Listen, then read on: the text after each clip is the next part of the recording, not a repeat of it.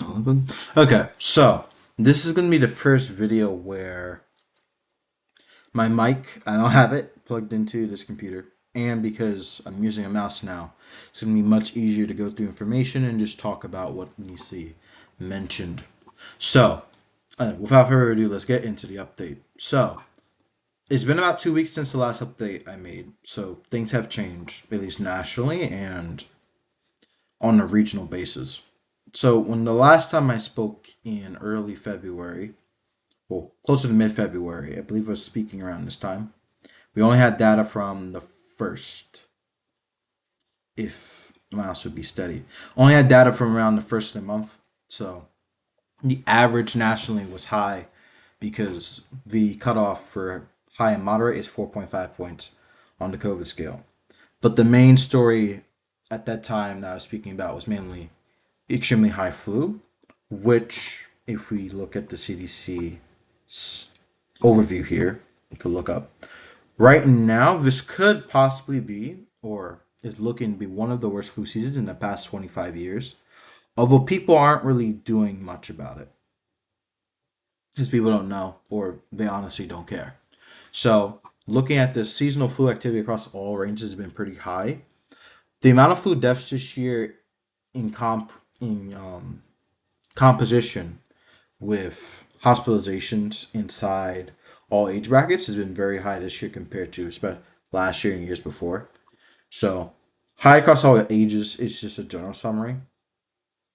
But if we like to believe CDC estimates, influenza like illness includes multiple respiratory viruses. It's not just influenza.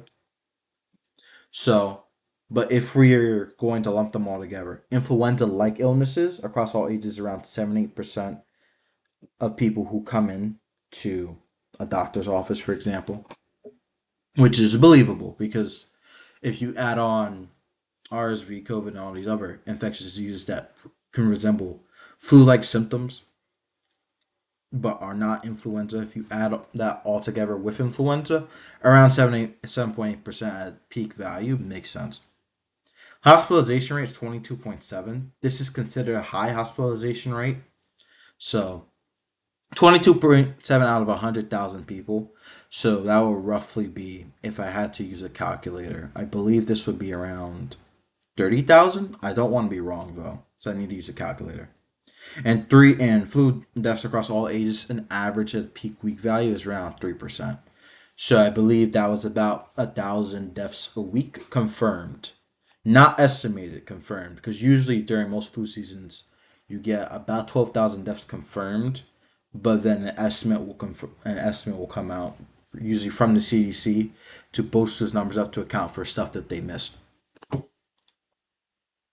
And here's what the general tabs look like. So, peak months, well, the peak weeks in terms of influenza level activity, we're just in early February. We're starting to come down now, which I'm going to show. But peak rates were 2 weeks ago, but hospitalizations and deaths just stay high for the foreseeable future.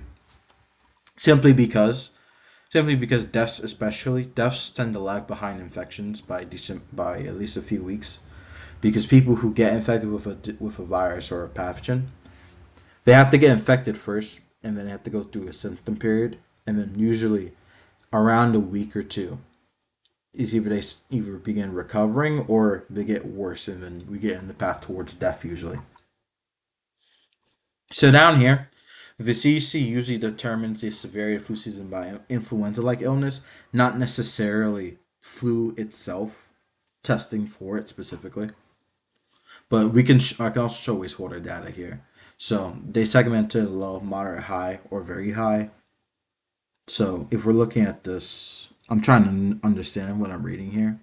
But basically, they have a percentile. So they look at current data right now, compare it to past years, and they put in a percentile to rank it about where it would be. So when the last time I spoke about the current flu season being about the level of severity of the 2009 H1 H1N1 pandemic or swine flu, that's what I mean. That's a comparison if we're looking at specifically influenza like illnesses, but we're not testing specifically for influenza. For speaking of influenza, the actual wastewater chart, which is not this one, it should be. It's not. I don't have it pulled up. I can pull it up right now. Actually, the actual chart, at least of how the wave looks. When I last spoke, it was here, and last week I was considering, is it going to go down or is it going to go up? It went down slightly, so it was peaking earlier in the month, and because this is now about 10 days behind, they should update it sometime this week. We should considerably expect, like, when this gets updated again, the flu levels in terms of the wastewater, although they were at 18.99 on the national average across the entire country on the 15th. When we see the next update, it should be closer to about 16 or 15. How fast the flu wave declines does matter because that does impact hospitalizations and impacts on infrastructure. And by infrastructure, I mean impacts on deliveries getting stuff done on time, etc. People being in school, for example. All those do count. All those do count to how fast the wave does go down. So although the wave went up quickly, flu waves also tend to go down pretty quickly because they get up to a very high peak and then they decline fairly rapidly. They're not usually long waves that trail off like this, like we saw in 2024, for example.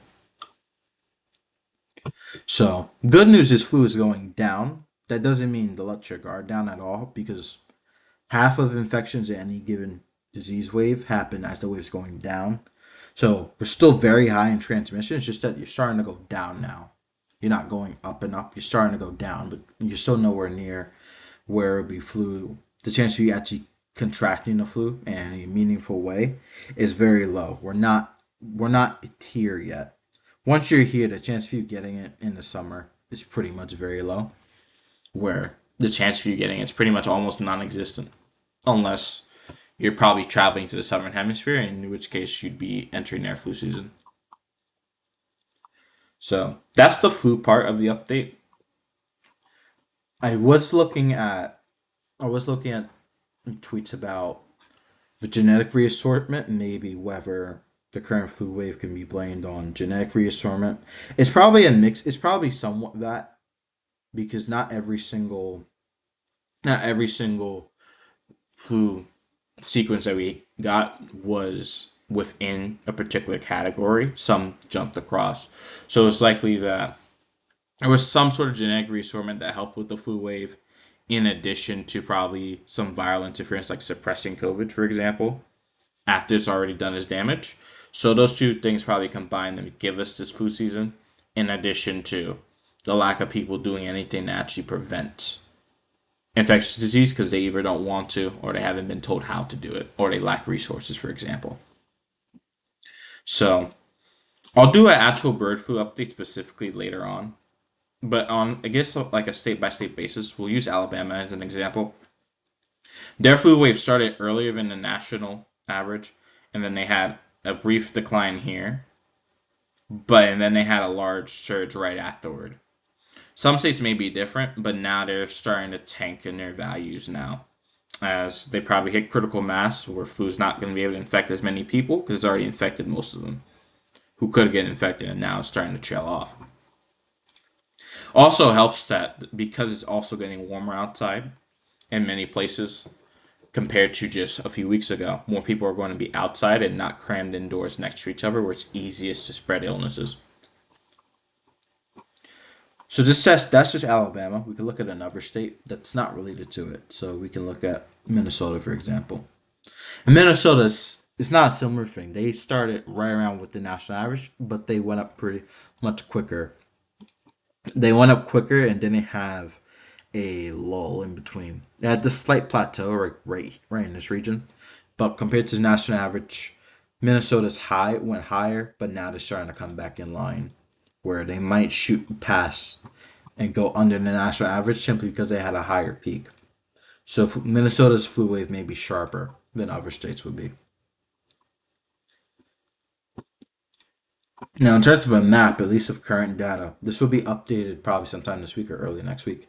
So, states that have high transmission, well, how the CDC defines high, will be all these dark blue states. So, I will highlight them with a white color. Not a white color. I'll actually use an orange color because it gives good contrast. So Wisconsin, Iowa, Illinois, Nebraska, this is Kansas, Wyoming.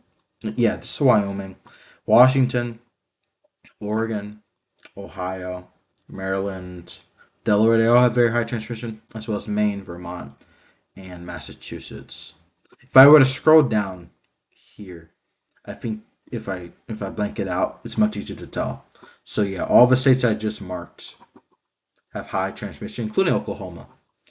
So Oregon, Washington, Wyoming, South Dakota, Nebraska, Kansas, Oklahoma, Iowa, Missouri, Illinois, Wisconsin, Michigan, Ohio, Virginia, Maryland, Delaware, Massachusetts, Vermont, and Maine all have very high flu transmission right now, which this should go down, although some places may still be going up. I haven't checked enough before this video update. Next time I will make sure I actually do that. States that have high transmission but are not very high are California, Utah, Idaho, New Mexico, Alaska, and Hawaii, as well as Texas, Arkansas, Tennessee, North Carolina, Florida. Most of the Deep South, which is Mississippi, Alabama, Georgia, not Louisiana. And then going up the East Coast, it would be West Virginia, New Jersey, New York, Connecticut, New Hampshire. These states that have this dash stripe along them, they don't have super great reporting in terms of wastewater sites. So data from, from example, South Dakota, Missouri, and Oklahoma, their data is not going to be as useful because they don't have as much of the population surveyed as Oregon, for example. So if a state has limited testing capacity, not testing capacity, but wastewater surveillance, this isn't as good of a metric except if you live in the local area right next to the wastewater treatment plant, for example. So I'm going to take off the high. So we're just going to look at moderate. So moderate, we're going to add moderate, and we're going to add very low. We don't have any very low right now.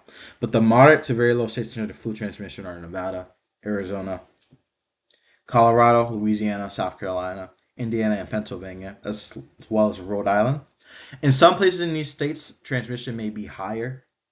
Nevada only has one reporting site, so depending on where this site is, this could be completely irrelevant information to where you live.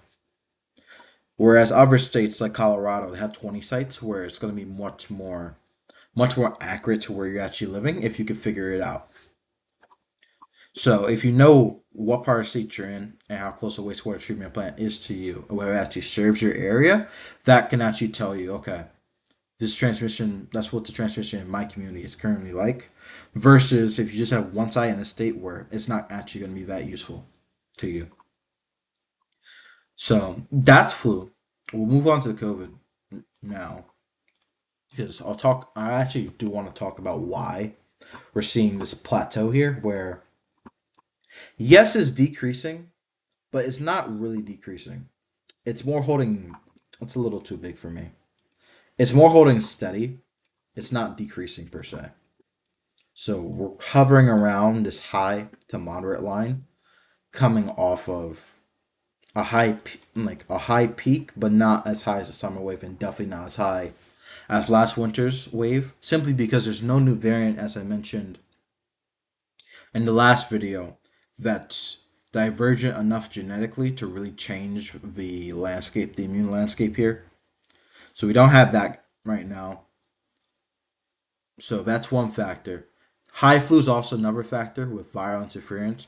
But because flu's starting to go down, that might be why COVID's able to get more of a foot here. Mainly because if flu's not suppressing it as much, COVID's going to be able to infect those people who have the immune system not active, they're not on alert rather. So because they're not on alert, it's easier to infect them because there's no viral interference going on where one virus is suppressing another by taking up space over another one in someone else's body. So the immune system is going to be focused and alert for one and it'll fight that, making it harder for the other one to affect it. And because space is being occupied, it's harder in general.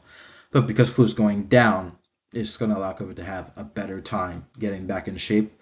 But because it's also approaching the end of winter, it's going to be harder to get the right conditions to really get a wave to go back up. Most of this wave here where it's not really plateauing, it's mostly younger age people like children and teenagers. They're keeping the wave higher on this end. If we look at emergency department visits, the wave was highest here due to older Americans, but the wave is staying high now due to younger Americans. Where could this go from here, though? It's more of a question of how low does this go and when do we get a new variant, rather? Because if we look at the timeline since early 2022, ever since about March of 2022, we can really apply current transmission because that's when people stopped really wearing masks and everything and stopped really caring. So, what would really need to happen to get another wave similar to winter 24 or actually summer and winter 23? There's going to be, if that's going to happen, a new variant's going to have to emerge sometime soon. And it's going to need to get dominance either before the summer wave. So that could lead to another large summer wave like we had last year. But what would more be likely to have a large winter wave is that you have a new variant emerge sometime in the spring, like around here. Not around there, actually. Like in the middle, like late spring, early summer. And then it takes time for it to get its act together, where it's discovered in the summer or late spring. And then it doesn't really start getting dominance until fall. And then that allows it to get this big and that allows it to get this big curve because there's not as much immune resistance to it. That's what I wanted to draw. So there's not going to be as much immune resistance in that circumstance because the viral evolution will allow it to escape antibodies that people made against infection. Not necessarily antibodies made against severe illness where your immune system has to try harder to keep you alive. We haven't had a variant that's been able to do that yet. But because more people keep getting SARS-CoV-2 over and over again consistently, that's going to keep happening. So eventually there will be a point where either an animal host transfers a variant back into people or an immunocompromised person has a cryptic lineage inside of them due to a COVID infection that's lasted for years inside of them because their body's not able to clear it. And then we get a new variant that's able to get around the immune system enough, and get around those antibodies enough so lethality and severity start going back up. Not because the virus is necessarily more lethal or anything, but because the immune system's defenses don't work. That's the main reason why acute severity has gone down. It's not that the virus has gotten any milder per se.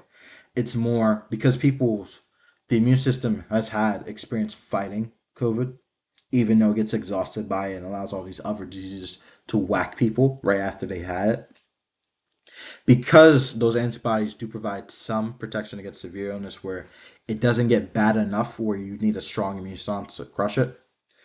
We're not having a lot of people now where we have a acute illness problem where they're getting hospitalized and dying.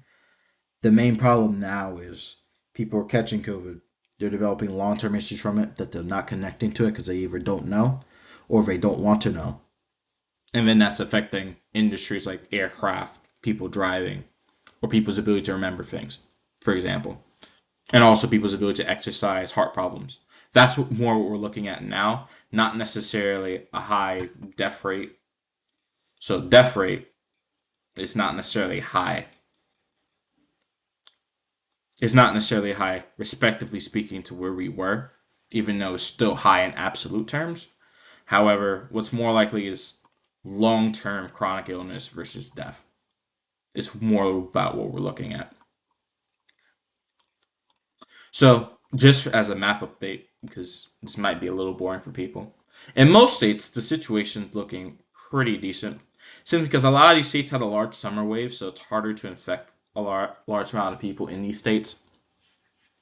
But we'll still go over the map. So most states, I'll take out the high and very high states. The vast majority of states have moderate, low, or very low transmission. Some states may be more misleading than others because some may have a lot of sites where the average transmission is low, while in some areas it's very high. So we could look at New York, for example, under state and territory trends. If we were to pay attention here and go to New York, they have 105 sites, but it's highly dependent on where you are. So even though it says state transmission is very low, even though that's what it says here officially, it's much more important to look at where most of the sites are. So most of the sites in rural upstate New York have very low transmission. But as you see, clusters on Buffalo, clusters on Nassau County have high to very high transmission. So it's much more important to look at your state level and figure out what you're actually close to. So even though a state says it's high, very low, minimal, or whatever category is displayed here, this is a general for the entire state and of all sites reporting. However, if we were to look at this and we were to look at another state like Indiana, some of these sites, the average of all sites is very high, but some places may have very low transmission. So it really just depends where you are. So, starting off, the states with very high transmission. We're going to get rid of all the other ones. States with very high transmission are Arizona, Montana, South Dakota, which is limited reporting, Indiana, Kentucky, and Tennessee. The states with high transmission are mostly in the eastern United States, so that would be Minnesota, Wisconsin, and if you need me to put a dot over them, Minnesota, Wisconsin, Iowa, Nebraska, Kansas, Arkansas, Illinois, Ohio, Alabama, Georgia, South Carolina, North Carolina, Pennsylvania, Maryland, Delaware, New Jersey, Connecticut, and Massachusetts. These are states of high transmission. If we look at the states with moderate transmission, I'll use a different color here. Texas, Louisiana, New Mexico, Colorado, Nevada, Oregon, Washington, and Alaska, as well as Michigan, Vermont, New Hampshire with limited reporting, Rhode Island, and Maine. And the states with low transmission include, and I'll use a different color here, California, Utah, Idaho, Wyoming, Missouri, Florida, Oklahoma, Virginia, and West Virginia. Now, do keep in mind, for your specific location, like I said earlier, check your state and check for sites close to you. So, for example, you can use California as an example here. Because we just went over our states. We use California because California is a large state geographically. We'll click on it here.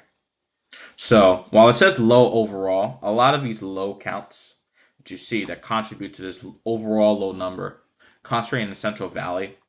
However, there are clusters around Los Angeles and San Francisco where it's higher transmission.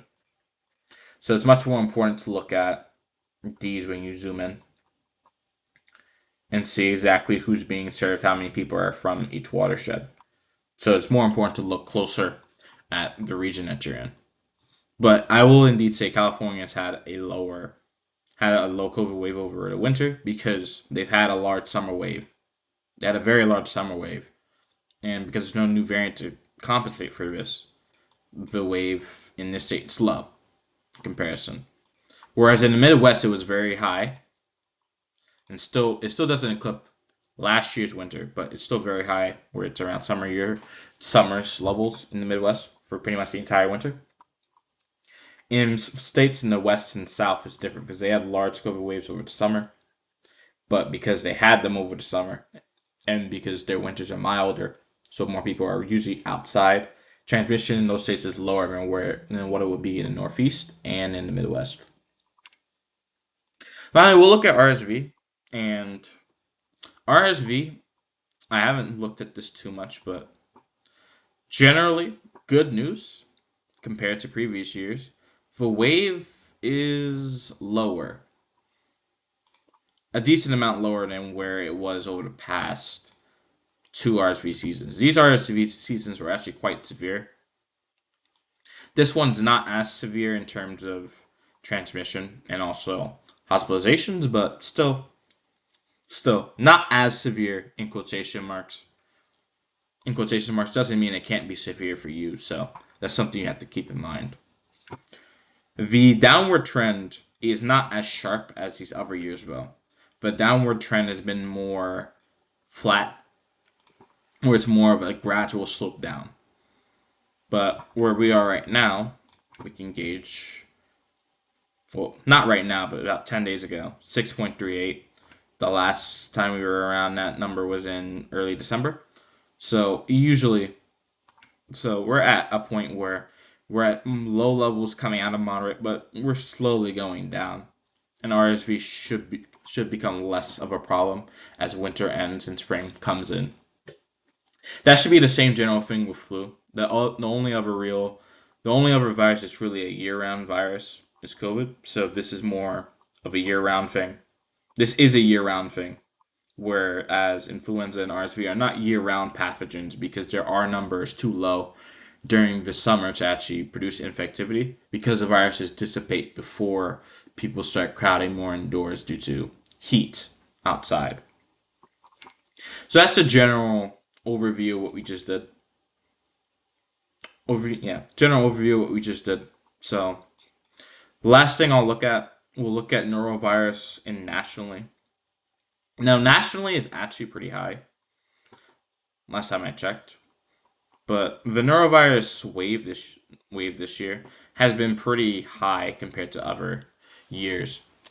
Actually, about twice as high as other years. Actually, I have to find the graph for the UK, but this is actually at least in over in the UK norovirus, which is Norwalk virus, or the virus that makes you vomit for 1 to 3 days and have diarrhea.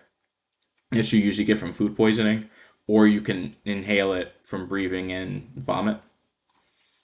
Aerosols from vomit, rather. That has had a pretty successful year so far. Like, pretty successful season. Its high point here, if I want a ruler, it's going to be difficult. I'm going to try and draw. High point here is a bit higher than what it was in... The low point here is it's a little bit higher than what it was in summer of 2023. So the base seems to get higher here, but I will do some research to figure out why the base is increasing. I can give a more concrete talk where I do a video specifically on this virus, so you know how to specifically protect yourself against it. So this year has been pretty high due to mainly a new variant. That's the main thing of this year. This was a new norovirus variant that's allowed it to be more infectious and be able to get through more people. So we had a much larger wave this year that had a bimodal distribution, as we have one initial peak here and then another initial peak as we get into February. But we're starting to slowly come down now, nationally. Now, against this specifically, for most people, this is a terrible experience. They won't die from it, but it's still a terrible experience to go through. But the main thing to do against norovirus in comparison to the other viruses I just mentioned is mainly sanitization. You need food and water that's clean and properly cooked. And also, you have to be careful of aerosols from vomit. This isn't necessarily an airborne disease in the way that COVID, flu, and RSV are. COVID's much more airborne than the other two viruses. It's primarily transmitted through aerosols. So if you're breathing in air with it, which you probably are, because the amount of people who have it is always at least 0.5 to 4% of people. So you're always at least probably breathing some of it. If you don't have a mask on, for example, that's high quality. This is different because the aerosols that can infect you with norovirus have to come from vomit specifically. It's not just a person breathing; it comes from their vomit or when they use the bathroom. So sanitization and getting up vomit quickly is important, but also not breathing in the air from it is also a good idea. So if you're able to sanitize, cook meals properly, check if something's cooked properly. Don't just consume it. Always cook it. Always make sure you're warming it up yourself later. And then also being wary of where an infected person uses the bathroom or vomits. This should be avoidable for you, especially if you're not taking a cruise ship, because if you're taking a cruise ship, it's much harder to avoid this. But if you follow those steps, it should be easier to avoid norovirus specifically. In some states, it's higher than others. It's probably higher than others if I check the map, which I can actually use regions instead. Regions probably a better way to see what I'm talking about. So Midwest. So for example, in the Midwest and the Northeast, norovirus is much higher than where it would be in the South and West. Although this may be due to testing, not testing, but wastewater surveillance reports in these areas. The Midwest and Northeast, at least on the wastewater scan dashboard, has more sites than the West and the South. When those areas get more sites, these will probably be closer together. But just in general, because it is a virus that spreads pretty quickly between people, it makes sense why it's easier to spread in colder areas because people are closer together, and also because people are also closer together, it's much easier for people who have to clean up vomit to get exposed to it versus in the summer. But even in the summer, it's still pretty easy to catch norovirus, so be cautious about that. As a final thing, just so you can actually protect yourself if these links load, for if you're in the United States, you could look for a mask block if you can't afford getting a high quality mask for yourself. So you can look at a mask block, look for one near you if possible, or you could start one yourself and then work together with people to get people masks. So mask, COVID tests, or whatever they need to make sure they're not getting ill. For It's not really going to be possible to get medications because you're gonna need a license for that. Especially if you're trying to use antivirals, you're gonna need a license because you're gonna need to know exactly what the condition a person has. That's best left up to doctors. But this is not a pharmaceutical intervention, so you can always do this, and you're not going to need a prescription or anything, unless your state tries to ban it. But even if they do, I mean, your health is more important than anything else. They do have a map. Some of these, however, are closed down. So, for example, one by where is it? Like Rutgers. This one's inactive as of June 2024. So I would check around and see what's closed and what's open. If something is not open anymore, then you could maybe try and make your own or try and look online on Amazon for products that you may need. But in general, I would say um, like it's like a Swiss cheese model, for example. Protection against disease. So you have to think of it as a Swiss cheese model if you're going to protect yourself. So it's not just one mitigation; it's multiple layers of mitigation. So let's say this is like a mask, for example. So you have a mask, and then you have sanitization. I can't type. Well, not type. I can't draw very easily, so I do apologize. But just effectively think of Swiss cheese as layers of protection. So it wouldn't just be masks that you're wearing. You have masks, you have hand sanitizer, you have wipes to clean stuff, you have air purifiers if you can get them, UVC light. You have to layer multiple things together to make it harder and harder for you to get infected as tools that you can use against that. And then there's personal behaviors that you can also do to layer up together. And if you do, the more layers you have in this circumstance, the harder and harder it is for you to get infected by any one of these pathogens, unless you either have family members that screw up part of this where you have to take that into account, or you may be in a situation where you don't have enough resources to actually maintain everything. So that's why it's important to just try and make sure you try and find a backup plan or help other people get this type of resources and inform them. Although every time I try to inform people, they never actually do anything. So that is a problem for me, but it's also a problem for other people because if you spread a disease and you give it to someone, you're spreading that pain to someone else. You're spreading that economic misfortune to someone else. So it's not a thing where it's a you do you. It is a you do stuff so everyone else can have a better life. This is how you have to think of it. All right. So in another video, I'll try to do a specific talk, not necessarily a disease update because these can get quite lengthy, but just try and do a specific video where I talk about a specific disease, the history of it. Yeah, a specific disease, a pathogen, the history of it, how to actually prevent it, when you are ill, what to do and what not to do, and then work from there. I am best suited for preventing, for teaching how to prevent this, to prevent outcomes with disease, not necessarily with infectious disease, but not necessarily how to treat infectious disease once you already have it. So, just letting you know, if you have questions about how to actually treat a disease, I won't be able to help as much. But if you're trying to ask a question about how to necessarily avoid it, that's a much better question I can actually answer for you. All right. So this was another update from me. It lasted quite a long time. I hope you guys enjoyed the video and learned something and got the information that you needed.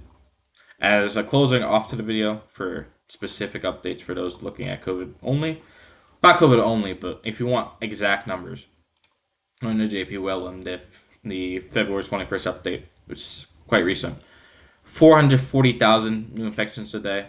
If you take 5 to 20% of that, 5 to 20% of those would develop into some sort of long COVID, which would be a long term, which would become a long term chronic disease that you gain wherever it happens to be in your body. And currently, that also means 1 in 76 people are actively infectious, which, if we round up, that's about 1.5% of people actively infectious. So there's a 1.5% chance that any person that you interact with in the United States right now has COVID nationally, but depending on where you live, this could be much higher or much lower. Just letting you know. So hopefully this information was useful to you guys. I will try and post this information in the description, although I have all the links. And YouTube won't allow me to actually make the links clickable because they don't have enough history on this channel. But even still, I'll still post all the information because it's useful for you people. All right, see you guys another time. Goodbye.